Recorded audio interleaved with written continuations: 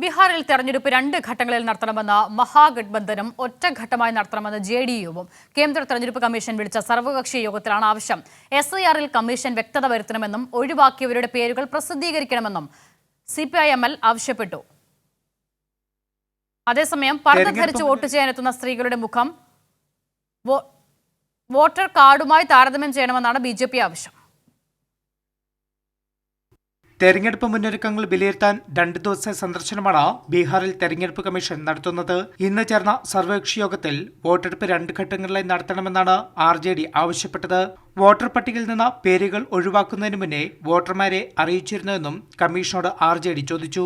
അതേസമയം തെരഞ്ഞെടുപ്പ് കമ്മീഷന്റെ വിശ്വാസ്യത തന്നെ ചോദ്യചിഹ്നത്തിലാണെന്ന നിലപാടാണ് കോൺഗ്രസിന്റേത്.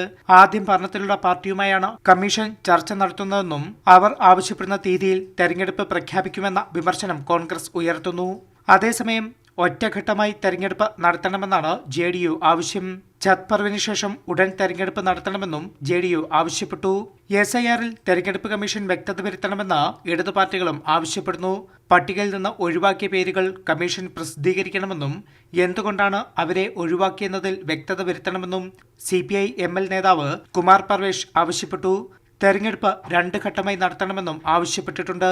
हमने मांग की है कि जो 3,66,000 वोटरों के और नाम कटे हैं उनका भी नाम कारण सहित विवरण सहित किस आधार पर इनका नाम काटा गया है इसकी जानकारी चुनाव आयोग सार्वजनिक करे.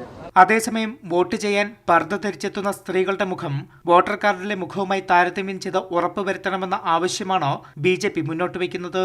അടുത്ത മാസം 22-നാണ് നിലവിലെ സർക്കാരിന്റെ കാലാവധി തീരുന്നത്. അതിനാൽ തന്നെ സന്ദർശനം പൂർത്തിയാക്കി വരുന്ന ദിവസങ്ങളിൽ തെരഞ്ഞെടുപ്പ് തീയതി പ്രഖ്യാപിക്കാനുള്ള നീക്കത്തിലാണ് തെരഞ്ഞെടുപ്പ് കമ്മീഷൻ.